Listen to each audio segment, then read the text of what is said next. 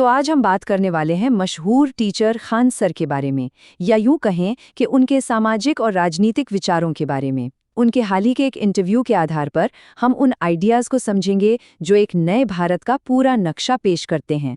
शुरुआत करते हैं खान सर के एक बहुत ही दमदार और सच कहूं तो चौंकाने वाले बयान से। वो कहते हैं, भारत में गरीबी है नहीं, जानबूझ के गरीब रखा जाता है। राजनीति का फ्यूल है गरीबी। ये लाइन सिर्फ एक बयान नहीं है, ये एक नजरिया है। इसका मतलब है कि गरीबी कोई कुदरती चीज नहीं, बल्कि एक ऐसा टूल है, एक ऐसा औजार है जिसका इस्तेमाल पॉलिटिकल पावर बनाए रखने के लिए किया जाता है। और यही आइडिया हमारी पूरी बातचीत की नींव है। तो सवाल उठता है कि इन सारी समस्याओं की जड़ आखिर है कहाँ? खान सर के मुताबिक इसकी शुरुआत होती है एक गहरे और सोचे समझे बंटवारे से। चलिए समझते हैं कि उनका इससे क्या मतलब है। और ये बंटवारा सबसे साफ दिखता है हमारी जरूरी सेवाओं में, जैसे कि शिक्षा और स्वास्थ्य। एक तरफ हमारे पास वर्ल्ड क्लास प्राइवेट स्कूल और अस्पताल है, और दूसरी तरफ सरकारी सेवाएं हैं जो अक्सर कमजोर हाल में होती हैं। ये सिर्फ एक खाई नहीं है, ये दो अलग अलग हकीकतें बना रहा है, दो ऐसे भारत जो एक ही देश में साथ साथ चल रहे हैं। तो आखिर ये बंटवारा है क्यों? खान सर का तर्क है कि यही तो है राजनीति का ईंधन। अब हम ये देखेंगे कि कैसे इस बंटवारे का इस्तेमाल राजनीतिक ताकत हासिल करने और उसे बनाए रखने के लिए किया जाता है। खान सर के मुताबिक असली समस्या हमारे लोकतंत्र के काम करने के तरीके में है। उनका मानना है कि जहां करीब 20% वोटर नीतियों और मुद्दों पर सोचते हैं, वहीं एक बहुत बड़ी आबादी, लगभग 80% जाति, धर्म और पैसे जैसे जज्बाती मुद्दों से प्रभावित होती है। और जब ऐसा होता है तो लोकतंत्र नहीं रहता, वो भीड़ तंत्र बन जाता है, जहां तर्क की जगह भावनाएं और संख्याएं हावी हो जाती हैं। और यहाँ एक बहुत दिलचस्प साइकोलॉजी काम करती है। जब कोई इंसान भीड़ का हिस्सा बनता है तो उसकी अपनी जिम्मेदारी और सही गलत की समझ कम हो जाती है। जैसा कि खान सर बताते हैं, सोचिए, कोई एक अकेला आदमी किसी पूजा की जगह को जलाने के बारे में सोचेगा भी नहीं, लेकिन जब वही आदमी एक भीड़ का हिस्सा बन जाता है तो उससे कुछ भी करवाया जा सकता है। और यही चीज़ एक बहुत ताकतवर राजनीतिक हथियार बन जाती है, जिसका इस्तेमाल बंटवारा पैदा करने और नफरत भड़काने के लिए होता है। चलिए इसे एक असल उदाहरण से समझते हैं। बिहार का एजुकेशन बजट, हम बात कर रहे हैं 65,000 करोड़ रुपए की। सोचिए, ये रकम इतनी बड़ी है कि कई छोटे देशों का तो कुल बजट भी इससे कम होता है। ये एक बहुत बहुत बड़ा निवेश है। तो इतनी बड़ी रकम, 65,000 करोड़ रुपए लगाने के बाद तो नतीजे भी जबरदस्त होने चाहिए, है ना? लेकिन यहीं पर खान सर एक बहुत ही सीधा सा सवाल पूछते हैं। क्या कोई सरकारी स्कूल अच्छा है? क्या कोई सरकारी अस्पतालों से खुश है?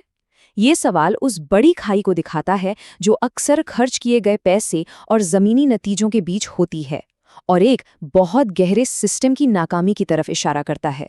तो ठीक है, अगर सिस्टम में इतनी गड़बड़ है तो इसका हल क्या है?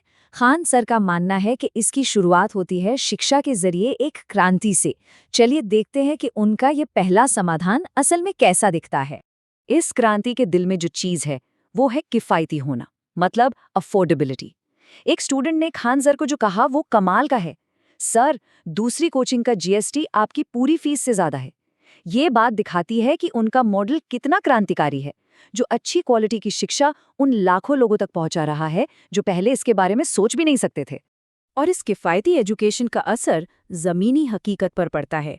जरा उस स्टूडेंट की कहानी सोचिए जो एक बड़ा इंजीनियरिंग एग्जाम पास करने के बाद भी अपने पिता के साथ ठेले पर नारियल बेचने में मदद करता है।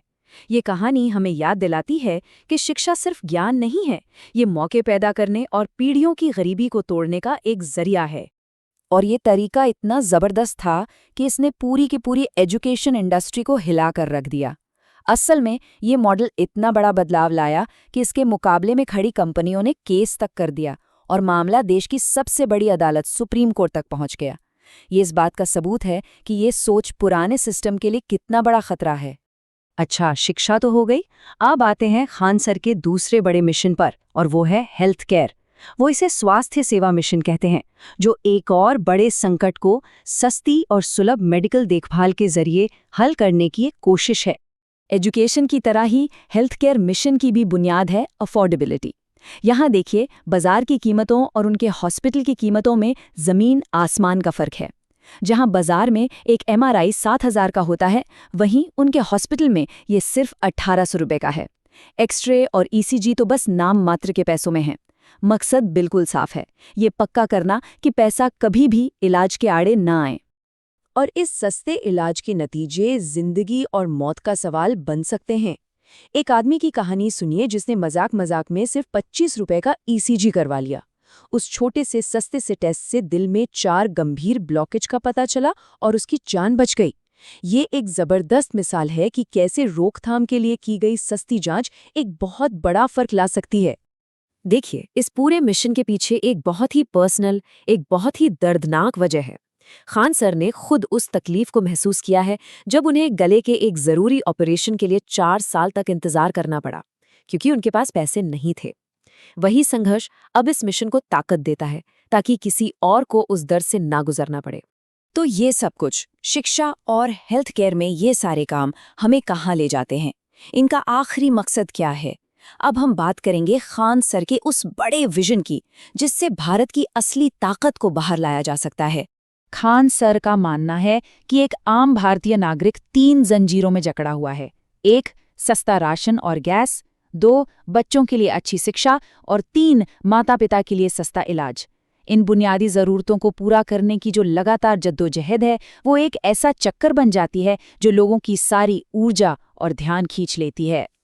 वो एक बहुत ज़बरदस्त मिसाल देते हैं। एक फौजी सरहद पर तभी ठीक से लड़ सकता है जब उसे पता हो कि उसका परिवार घर पर महफूज है। ठीक उसी तरह एक नागरिक भी देश बनाने में अपना पूरा योगदान तभी दे सकता है जब वो रोज़ की रोटी कपड़ा मकान की लड़ाई से आज़ाद हो। बुनियादी ज़रूरतें पूरी करना सिर्फ एक सामाजिक मुद्दा नहीं है, ये देश की सुरक्षा और आर्थिक तरक्की का भी मुद्दा है। और इसीलिए हम इस आखिरी लेकिन बहुत दमदार सवाल के साथ अपनी बात खत्म करते हैं। सोचिए, अगर 140 करोड़ लोगों की ताकत और हुनर को सिर्फ जिंदा रहने की जद्दोजहद से आज़ाद कर दिया जाए, तो हम क्या हासिल कर सकते हैं? क्या होगा अगर उस ऊर्जा को इनोवेशन, नए बिजनेस और देश बनाने की तरफ मोड़ दिया जाए? सर का तर्क यही है कि भारत की असली क्षमता तभी सामने आएगी जब हम अपने नागरिकों को उनकी सबसे बुनियादी ज़रूरतों के बोझ से मुक्त कर देंगे। सोचने के लिए एक बहुत शक्तिशाली